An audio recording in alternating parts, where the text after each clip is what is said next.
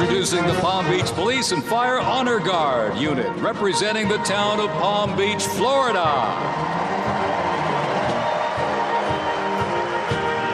This group consists of police officers and firefighters from the town of Palm Beach, home to some of the most prestigious people in the world, including President Donald J. Trump.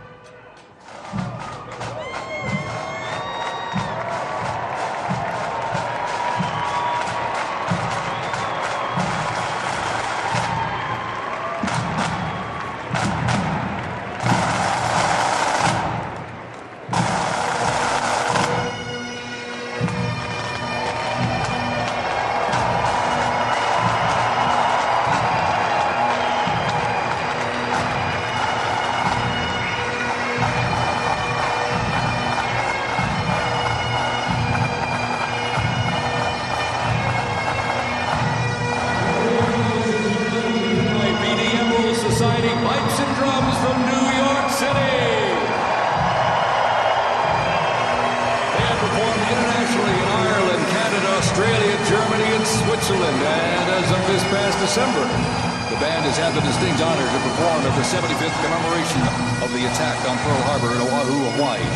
The band has also played for hospitalized children, military veterans, as well as the 1980 and 2005 presidential inaugural parades, and His Holiness Pope John Paul II. The NYPD Emerald Society Pipes and Drums formed way back in 1960.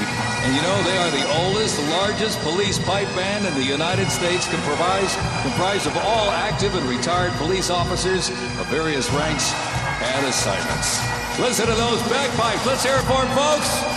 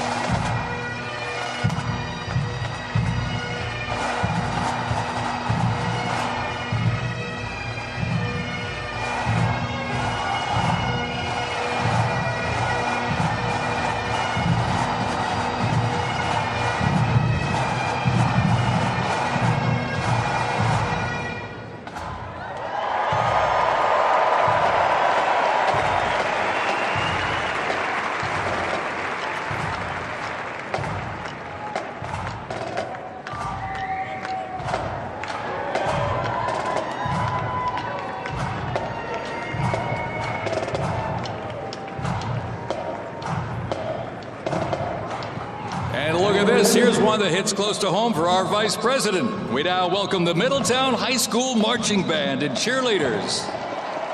They're traveling all the way from Middletown, Ohio to proudly represent their school, our nation, and outstanding alumni, including our new Vice President of the United States, J.D. Vance.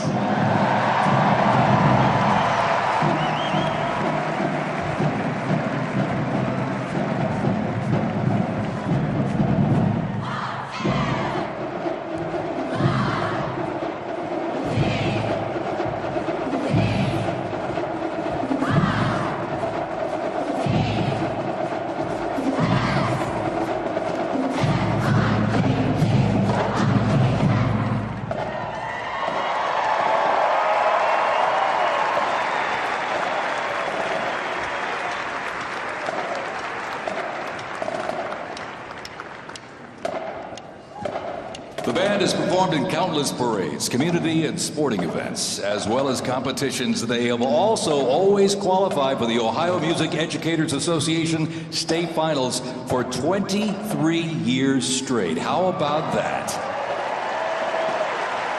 And have earned the highest rating in 18 of those appearances. Woo! And today they performed America's Sweet Land of Liberty.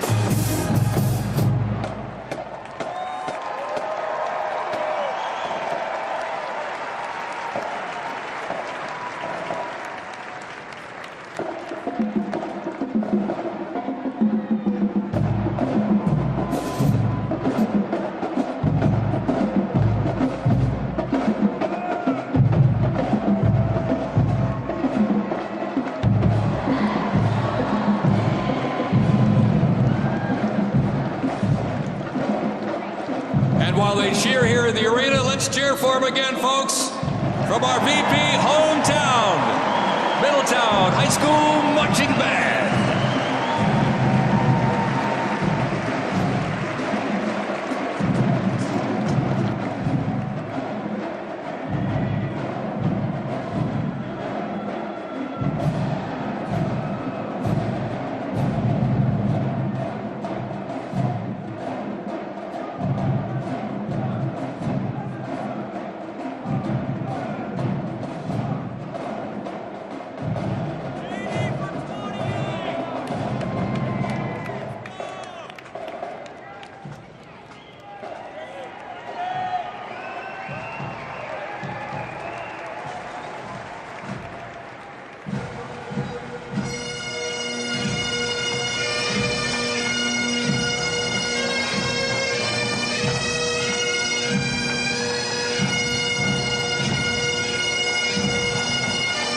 Ladies and gentlemen, entering the arena right now, traveling from Boca Raton, Florida, the Florida Firefighters Pipes and Drums.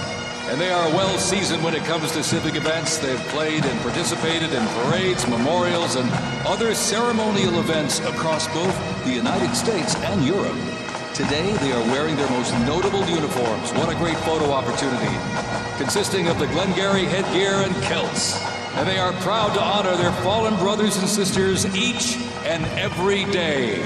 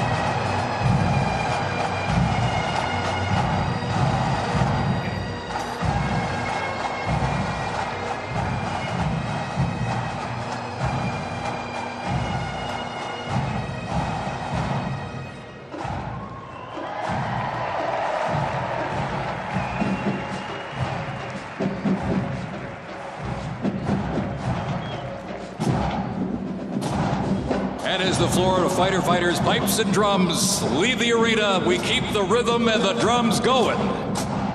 Please welcome the Stewart's Creek High School Marching Band. Traveling all the way from Smyrna, Tennessee, they are proud to represent the Volunteer State in the 2025 Presidential Inaugural Parade.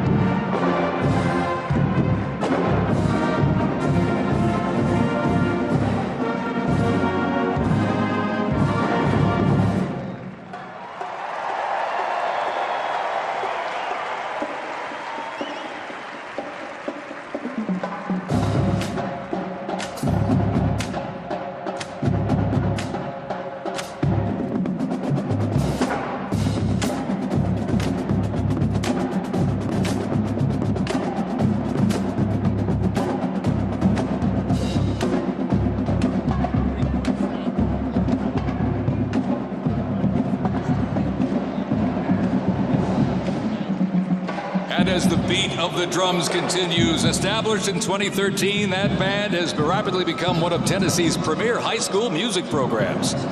This band has participated in numerous civic events that honor significant moments in our nation's history, like the 75th anniversary of the attack on Pearl Harbor, Captain Jeff Cuss, United States Marine Corps Memorial Dedication, Chicago Thanksgiving Day Parade, and a Lincoln Memorial performance as well. The Stewart's Creek High School Marching Band, everybody.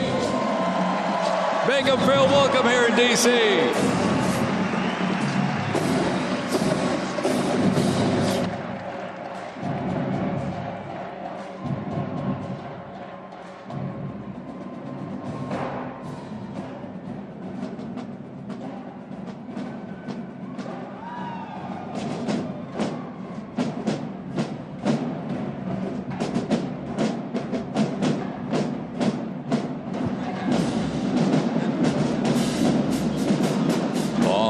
ladies and gentlemen. Now welcoming the Mississippi Valley State University Band. They're traveling all the way from Itabita, Mississippi. Look at this, gang. This is the Mean Green Marching Machine. They are proud to represent historically black colleges and universities at the 60th presidential inauguration.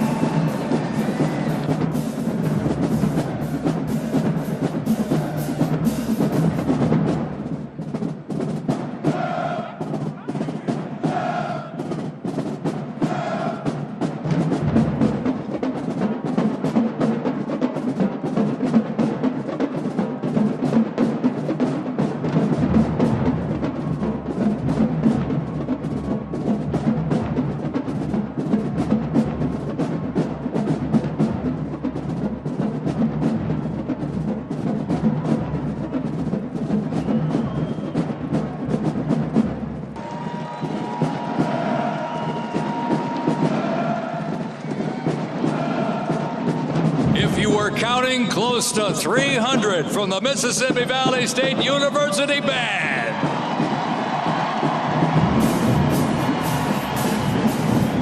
You know, since its founding, the band has consistently played a significant role at their university and across the United States. They have performed for athletic events, Mardi Gras parades, Rose Bowl parades, and many, many more. The Mississippi Valley State University Band takes great pride in presenting culturally diverse presentations for students, faculty, and the surrounding Mississippi communities. Take a look at that brass out there. Woo! That's just part of the big green marching machine. The Mean Green Marching Machine from Itabena, Mississippi, ladies and gentlemen.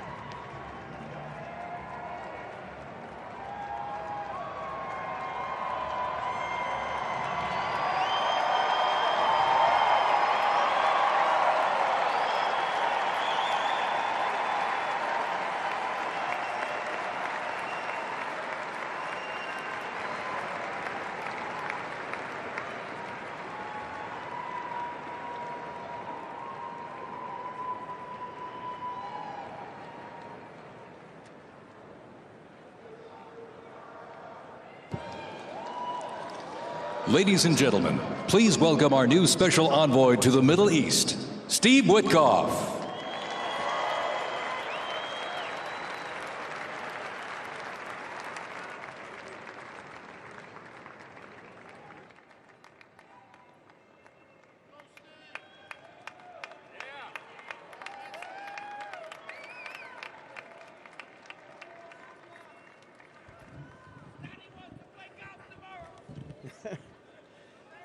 Good evening, everybody. I was appointed by President Trump to be the special envoy for peace in the Middle East.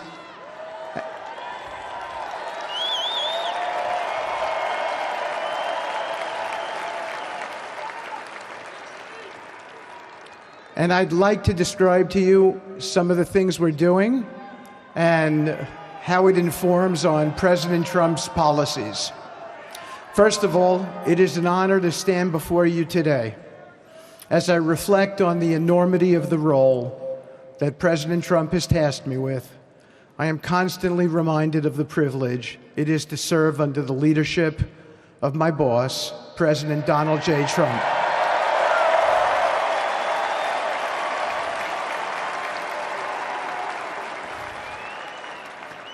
His presidency has provided a clear, bold vision for the Middle East, and it is this vision that guides every step I take in the mission. President Trump's leadership has redefined what is possible in the pursuit of progress and stability in the Middle East.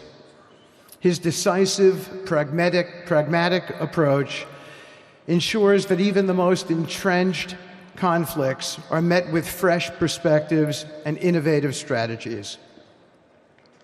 His policies have already delivered remarkable successes, such as yesterday's release of hostages in Gaza.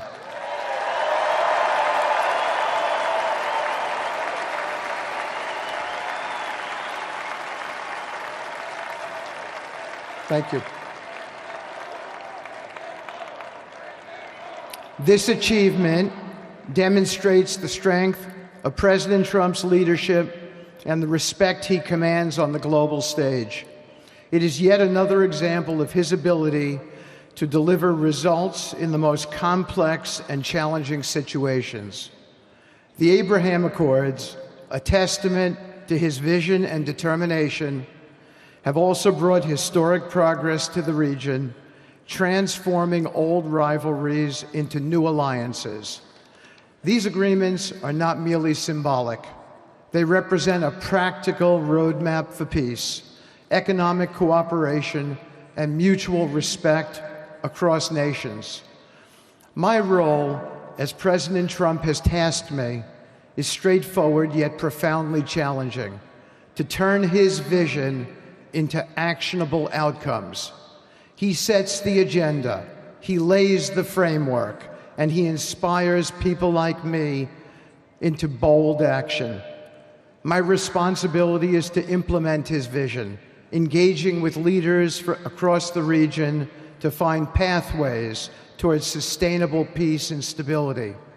And let me tell you, having Donald Trump as a boss makes this task not only possible, but far more effective.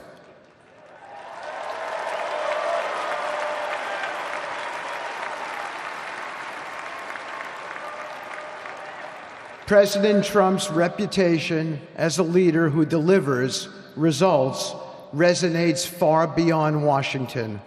Leaders in the Middle East know he means what he says.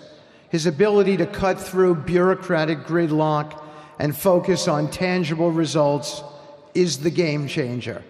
It allows me to approach delicate negotiations with the confidence that the full weight of the United States is behind me.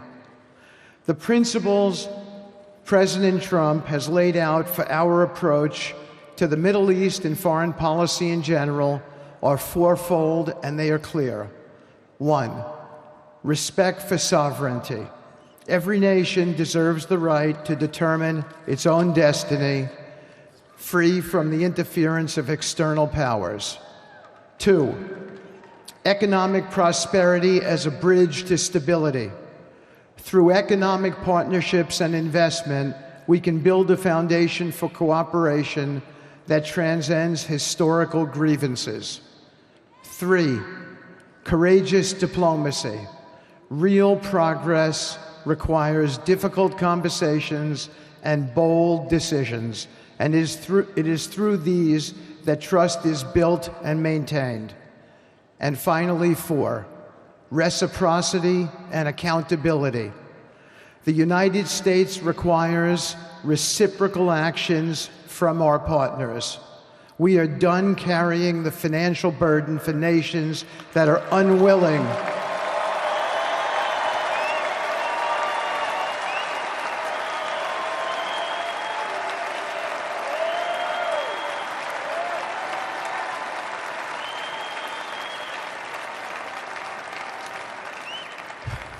We are done carrying the financial burden for nations that are unwilling to fund their own progress.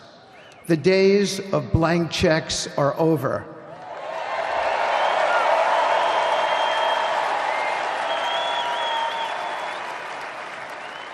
Partnerships under President Trump's leadership must be equitable, and contributions must reflect shared commitments to our goals. In my work, I've seen firsthand how these principles resonate. They provide a foundation that transcends politics and speaks to the shared humanity of all people in a region. Leaders across the Middle East recognized that this Trump administration is serious about results, not symbolic gestures, but real, meaningful progress that improves lives. Thank you.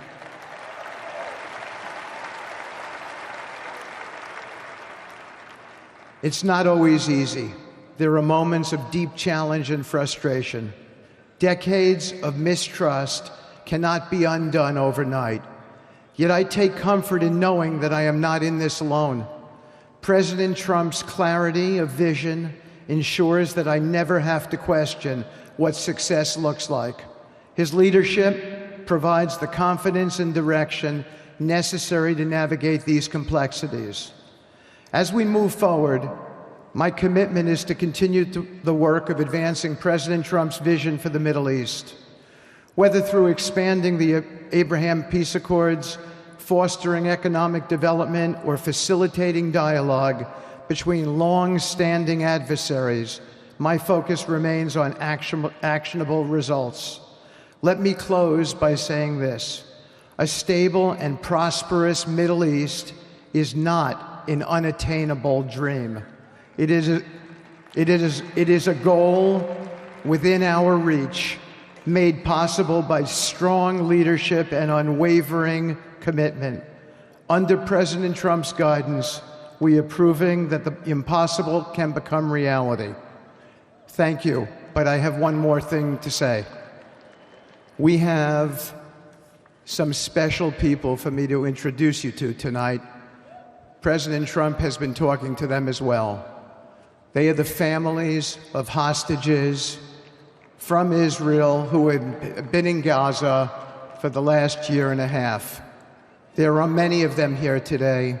Several of the families have lost children and loved ones, and they're here because they're part of an effort to retrieve their bodies so they can be buried in a proper way. Several have children who are still in captivity. There is an American family here whose loved one is scheduled to come out in 14 days, and they're going to be meeting the president tonight. So let's give them all some love and a big hand. Come on up.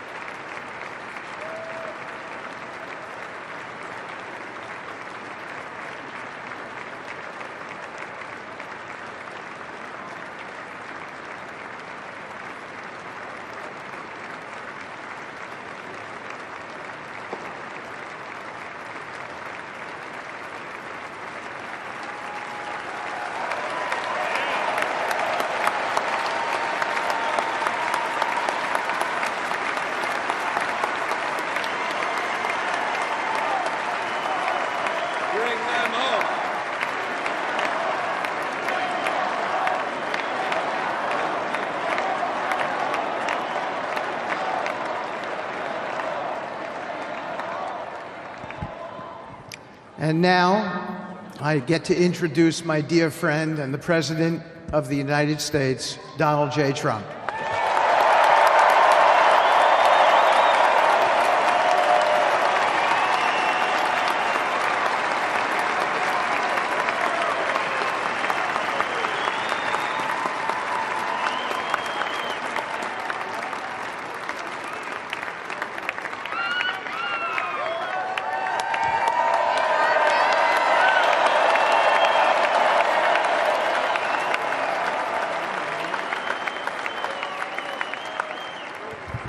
Thank you very much, everybody. Appreciate it. Thank you.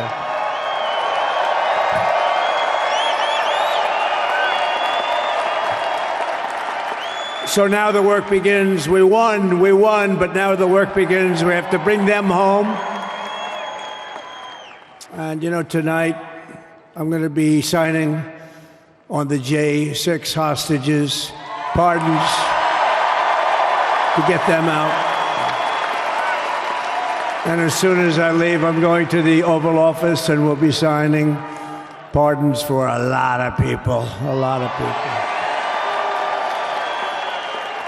And thank you to Steve Witkoff. He's a great guy. He's a friend of mine. He's been a very successful man. He's a great negotiator. He's a wonderful guy. People love him. And he's got a tremendous power of persuasion. And that's what we need. We don't need stiffs. We don't need stiffs. We got a lot of stiffs. You just had a whole load of them. And to the former hostages with us today, welcome. And welcome home. Some of the folks are former hostages. Not a good situation. The three young ladies that came home yesterday, you saw that. More coming home every day now. They're coming home. But they were hurt. They were hurt. They were hurt. One had her head blown off, fingers on her hand, and her hand indeed was blown off. She was trying to defend herself from a bullet being fired. You believe this? A bullet knocked off her hand. I don't know. You look at it, it's a disgrace. We never stopped praying for you, and we're so glad that you're reunited with your friends and families, and God bless you all. And some of them are just saying, no, my son is gone. But please just bring home his body, right, Steve? Many of you have told me that your son is gone, but bring home his body. It should have never happened. 3 years, it's ridiculous. Should have never happened. Wouldn't have happened. I also want to express my tremendous gratitude to the hundreds of thousands of proud American patriots who came from all across the country to join us in this celebration. It's a celebration of a big win.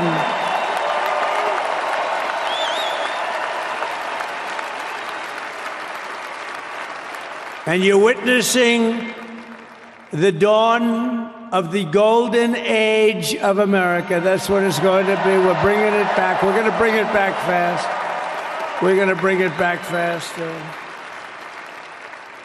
Let us also thank the incredible service members, National Guardsmen, Police, Secret Service, and law enforcement personnel who are keeping us all safe, even though, and they are great people. New York's finest. I grew up with New York's finest, and we got to give them their authority back. You won't have any crime. There'll be no crime. You give them little authority back. The whole way they run things in this country now, it's disgraceful. But it's going to change rapidly. We're going to make our cities safe again, too. Even though we're indoors, we've had a magnificent inaugural parade. And let's give a big round of applause. They were great. To all of the incredible performers and hardworking men and women who made it possible. Those people, really talented, amazing people. I also want to thank my wonderful family for being here, especially my beautiful wife, our First Lady, Melania.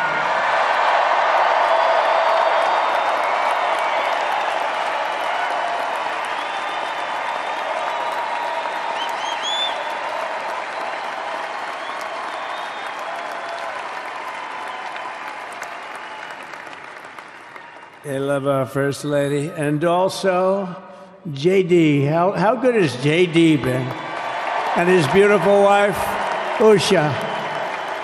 How good is JB? JD has been great. He's another good negotiator, Steve. He's a great negotiator, too. We need negotiators in this country. But so many of the people on the stage behind, not only family members, as an example, Lara Trump, the wife of Eric. She was the head of the Republican Party, along with my friend Michael. Stand up, the two of you. What a job. What a job they did. They worked so hard. They knew they'd be rigging, but they said, we're going to make it too big to rig, and we did. We made it too big to rig. We won every swing state by a lot. We won the popular vote by millions and millions of votes. We won the whole ball of wax. And now we're going to go and drill, baby, drill, and do all the things that we've wanted to do and bring your costs down, your prices down, and make our country safe. So thank you very much, Michael. Thank you very much. What a job you've done, Michael. I'm never moving you, you know. He was thinking about getting a nice job in the administration. I said, no, I'm leaving you right where you are. You've done a very good job. We're not moving you, Michael. I'm sorry. Anyway, thank you very much. Appreciate it. Appreciate it very much. Right here with us also in the arena, I'm about to sign some very important executive orders of our new administration.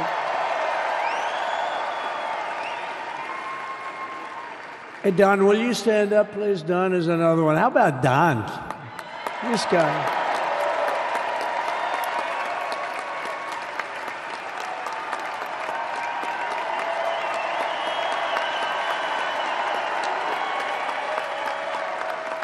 He's a popular one. He goes out and speaks. He gets a big crowd. He's a little on the rough side sometimes, but that's what you want. He's done a fantastic job, and he loves our country. Thanks, Don. Great job. You've done a great job. And Ivanka.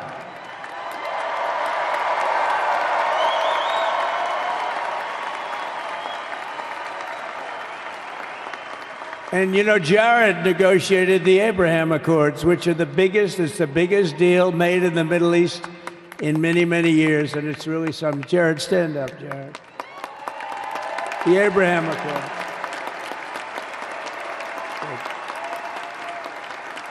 And Tiffany's going to have a little baby. And Michael.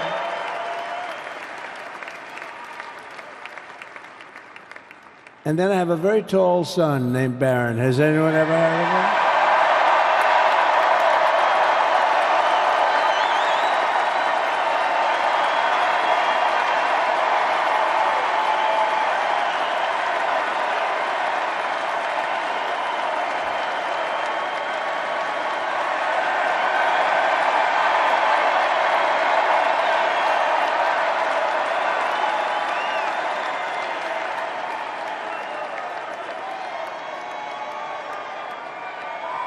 Thank you.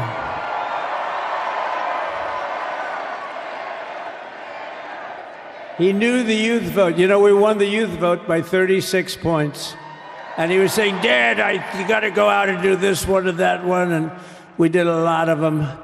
And he respects them all. He understood them very well. And he said, Dad, you got to go out, do Joe Rogan, do all these guys. And we did. We did. And Joe Rogan was great. They were all great, right? Darren, they were all good. He understood the market. Another famous one, how about Kai? Stand up, Kai.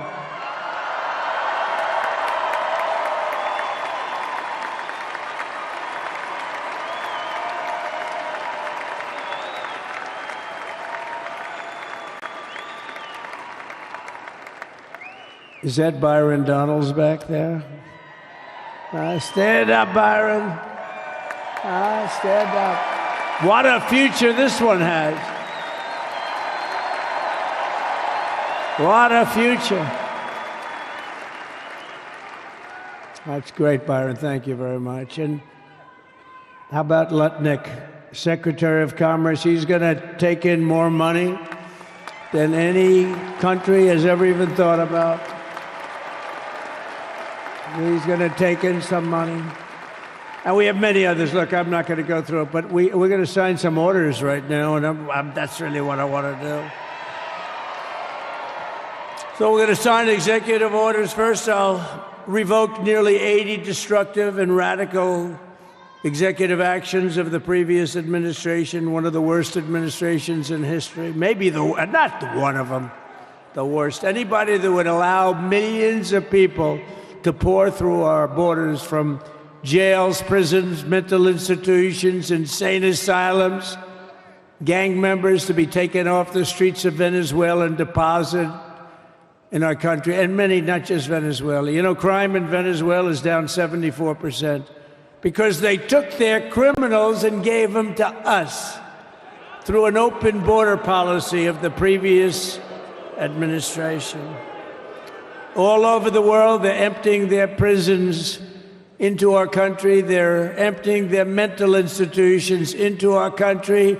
It stops as of 1 o'clock this afternoon. Okay, it stops.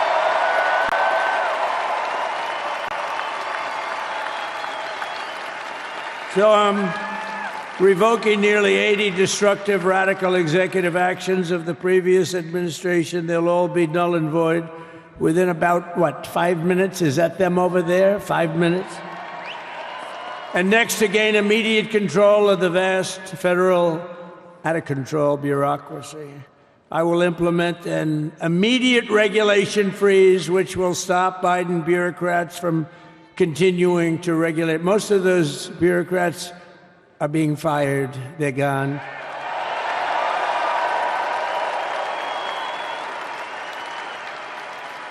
Should be all of them, but some sneak through, but we have to live with a couple, I guess. I'll also issue a temporary hiring freeze to ensure that we're only hiring competent people who are faithful to the American public. And we will pause the hiring of any new IRS agents. We will also require that federal workers must return to the office in person.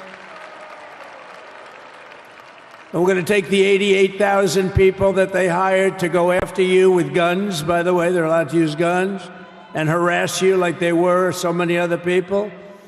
Remember this. Okay, remember? Do you remember a little statement about tips? Does anybody remember that little statement? I think we won Nevada because of that statement. But they went out and harassed you over the tips. In other words, we are restoring control of our government to the people. We're going to take those 88,000. Let's see if they'd like to work on the border, because that's where we want them, really.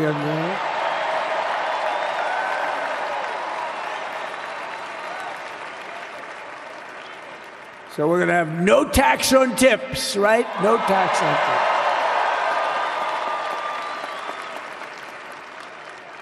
And we may have, like the Speaker of the House, is he here? He's done such a good job. Is Mike here? He's around here someplace. I saw him just a little while ago. Hello, fellas. Look at you guys. Yeah, I know it. He's great. He's doing great. They're all doing good. The Republican Party has never been unified like it is right now. They want to save our country. And we're going to more than save it. We're going to make it greater than it's ever been before by a lot. Next, I'm going to sign a presidential memorandum directing every member of my cabinet to marshal every power at their disposal to defeat inflation and rapidly bring down the cost of daily life, because your costs have gone through the roof in the last 4 years. Perhaps you didn't notice. Does anyone notice their costs are like double, triple, quadruple? You can't buy bacon. Apples have doubled in price. You want an apple, anybody? Pay twice what you did 2 years ago. We'll put more money in your pocket, and we'll bring back the American dream and to reduce energy costs and liberate our economy. So we have more oil and gas than any country in the world, and we're going to use it. We're not going to do the wind thing. Wind.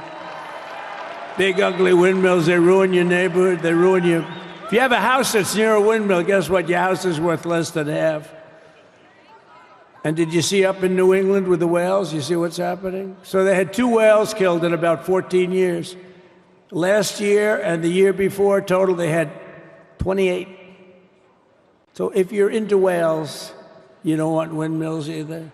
and they're the most expensive form of energy that you can have by far. And they're all made in China, by the way, practically all of them.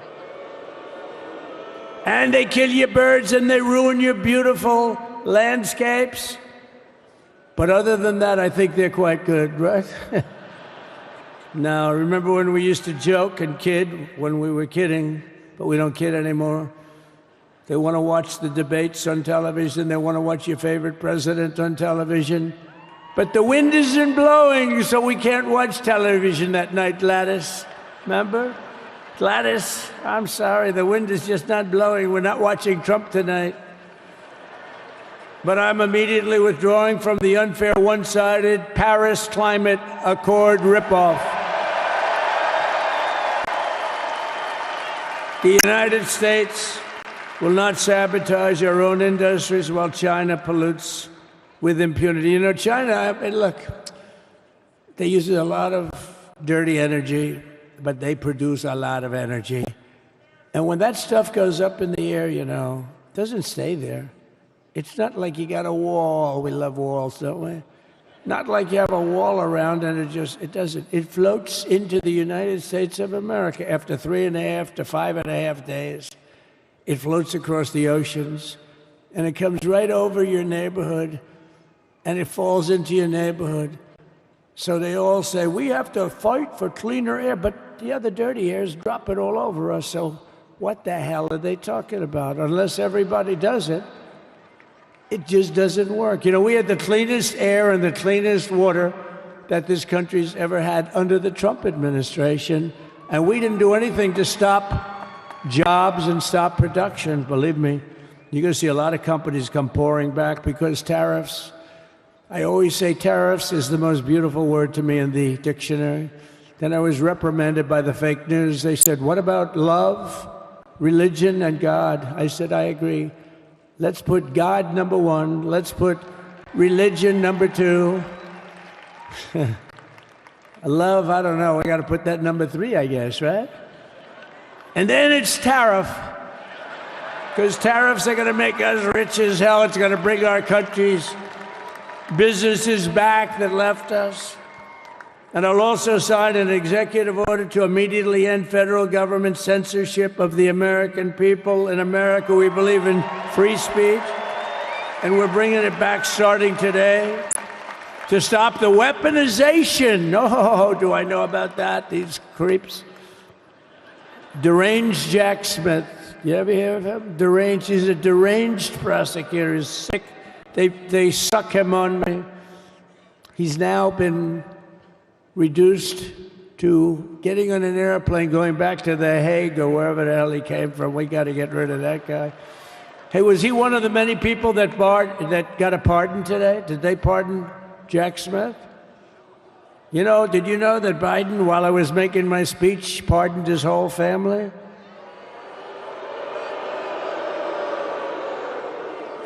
The brother, the whole deal was pardoned. Can you imagine that? While I was making my speech. Did everybody hear my speech? Did you like my speech?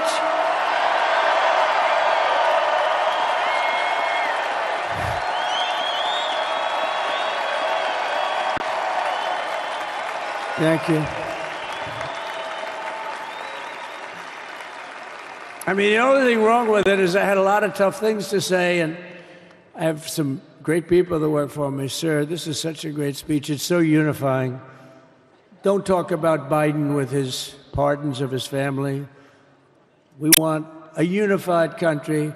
They said, don't talk about the J6 hostages that you're going to be releasing today. Sir, don't put that in your speech, please. I said, but I want to put it in my speech. I said, sir, it won't be unified like it is. It's so beautiful the way it is. And it is getting great reviews. You know, if I put things like that in, I'll get terrible reviews. One little paragraph that's a little bit wrong, the fake news goes crazy, right? So I said, all right, I won't put it in my speech, but you know what? I'm speaking in front of a hell of a lot of people. at a place called Capital One Arena, and I'll talk about it there. So we're going to be going over the beautiful Oval Office, one of the great offices in history. Even if it wasn't beautiful, it's the Oval Office, but it is beautiful. And we love the Oval Office. It all starts with the wars start and end there. Everything starts and ends at the Oval Office. We love it. But we're going to go to the Oval Office. We're going to release our great hostages that didn't do, for the most part, they didn't do stuff wrong. You take a look at what went on, and look what happens in other parts of the country. In Portland, where they kill people, they destroy the city, nothing happens to them.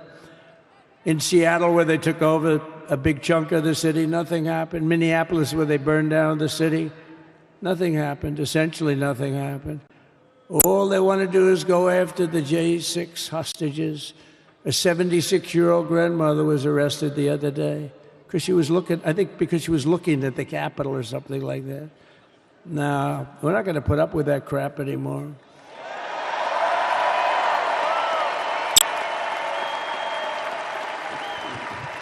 And to stop the weaponization of law enforcement, I've been investigated more than any human being in the world.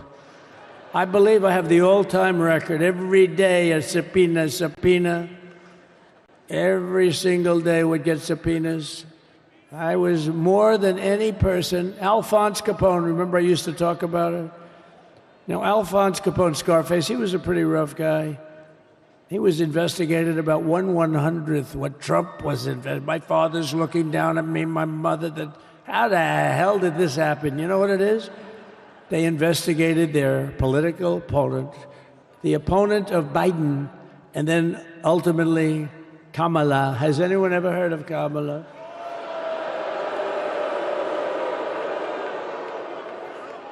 We had to beat two opponents. We had to beat Biden, then we beat him. Now he goes on top. The guy was like 39 points down. I think I could have beaten Trump. They should have left me and I would have beaten. No, his debate performance wasn't the best, right? That's what killed him. And then they had a change, and that's like you get into a fight. The great Dana White spoke last night. We love Dana White, right? UFC. That's like he puts in two fighters, one of them's getting creamed, getting really beaten, and they say, all right, take him out, let's put somebody else in to finish up the fight. That's what they did to us. They gave us somebody new, but we took care of both of them. So we beat actually two opponents. But to stop the weaponization of law enforcement and our government, I will also sign an order directing every federal agency to preserve all records pertaining to political persecutions under the last administration, of which there were many, and beginning the process of exposing any and all abuses of power, even though he's pardoned many of these people. Can you believe it? He's pardoned them. You know why he did it while I was speaking? Because that way I couldn't speak about it. I was speaking. I didn't know he did it. I finished my speech, and they said, sir, he pardoned his whole family. I said, oh, can I go back out there and talk about it? Somehow that wouldn't be very elegant. Our First Lady would say, please don't do that. But we have plenty of time to talk about it, and we will. We're doing all of this on our very first day in office. Don't forget, we've been in this position, really, where we won the primaries in record time. We were the fastest win of a primary ever in political history, which is a very nice thing. It's nice to know. Well, the second election was rigged, so we knew we were doing well. And if it wasn't, you know what? If it wasn't, I would have never run. But the third one was just a monster. Boy, was that a big one, huh? That was a big one. On the second one, we got like 10 or 12 million votes more than the first one. How about that? We did great on the first one. We did much better on the second one. But bad did we do well on the third one. So we're gonna have some fun. It's very simple. We're gonna make our country great. We're gonna make our country great again. We're gonna make America great again. How good a name is MAGA, though, right? I was going to say keep America great, but unfortunately it wasn't great. Can't say keep it great. It will be great again, but CAG, keep America great, CAG, I don't think it's ever going to replace MAGA. Does anybody like CAG? I don't think so. It's never replacing MAGA. Nothing will ever replace MAGA. MAGA was the most successful political operation, political movement in the history of our country, maybe in the history of the world. Let's see what happens, because we're not finished yet. We're not finished yet. We got a long way to go. But we're doing this on the very first day in office, and in just a few moments, I'm not only signing the release of the J6 hostages, I'm signing other things that you're going to love. Oh, you're going to be happy reading newspapers tomorrow and the next day and the next day and the next day. So I just want to thank, I mean, look at this place. It's full to the rafters. You don't have any. Look at those people up there. You don't have any empty seats. And by the way, the Capital One owners, they are so good. We got to root for their teams because they have been so great to MAGA, to us. And I just want to thank Ted and everybody. You guys have been fantastic. And the ice hockey team's doing great. Ovechkin's pretty good, right? They're doing great. So I want to thank them, Capital One arena owners. They have been absolutely fantastic. And thank you once again to everyone. And I can only tell you, you're going to be very happy. You're going to watch a lot of good things happen. We got to stop some wars that are happening and going on. Some stupid things are happening. The war with Ukraine would have never happened, and it has. As you know, Israel would have never been hit on October 7th, and none of you would be up here. None of you would even know anything about this tragedy that you're going through right now. But Iran was broke. Anybody that bought oil from Iran, they couldn't do any business with us. You're not going to do business with America. China passed. Everybody passed. They were broke. They didn't have money for Hamas. They didn't have money for Hezbollah. And your sons would be alive, and they certainly wouldn't be incarcerated like they are. It's a shame. But we're getting a lot of people out in a short period of time. So I'm going to go right over to here, and I'm going to sign in front of you. Is that okay? Good.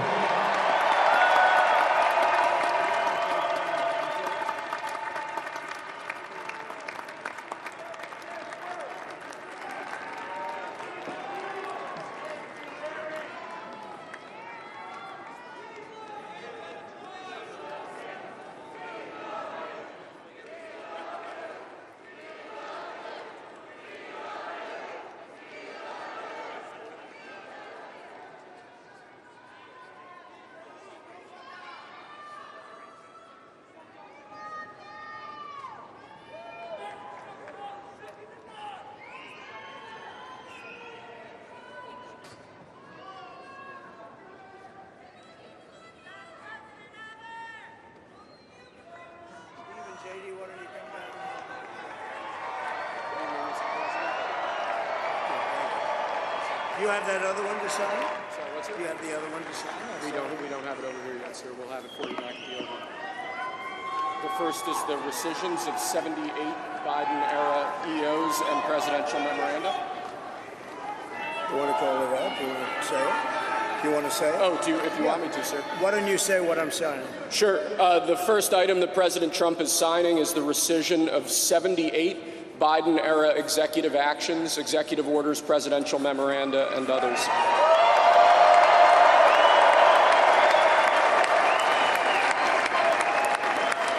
Thank you, sir.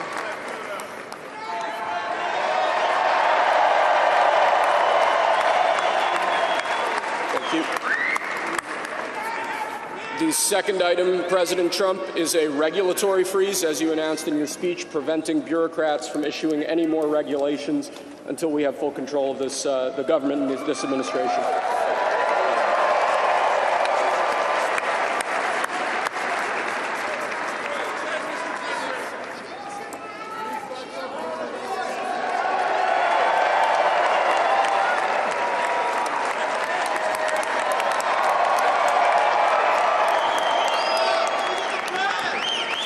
Thank you, sir. Sir, can I have a pen? The next item, sir, is a freeze on all federal hiring, excepting the military and a number of other excluded categories, again, until full control of the government is achieved and we understand the objectives of government going forward.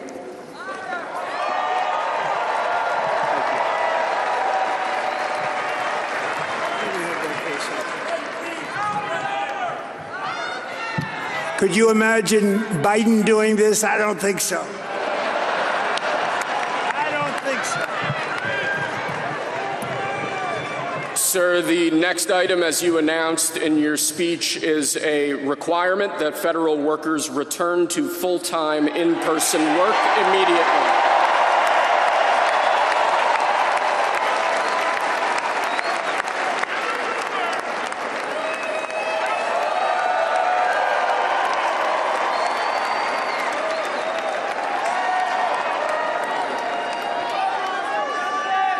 Thank you, sir. Next, we have a directive to every department and agency in the federal government to address the cost of living crisis that has cost Americans so dearly.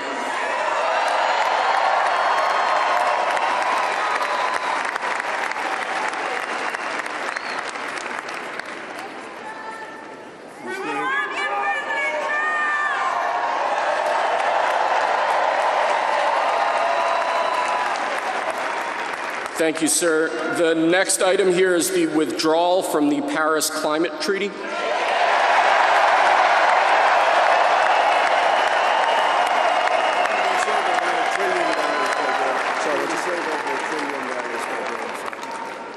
Yes, sir.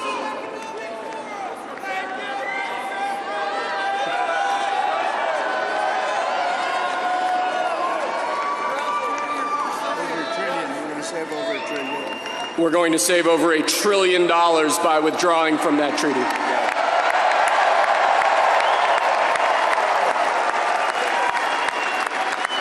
And the next item, sir, is a letter that will be transmitted to the United Nations explaining that we are withdrawing from the Paris Climate Treaty.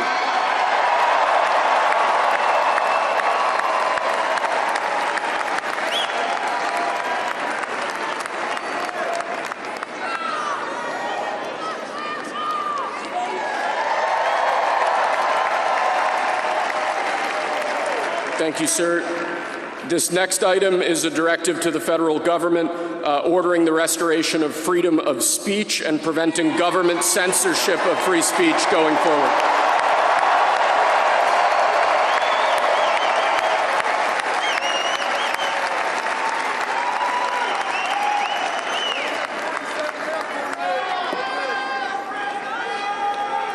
And lastly, sir, before we go back to the Oval Office to sign a large number of other items, is a directive to the federal government ending the weaponization of government against the political adversaries of the previous administration, as we've seen.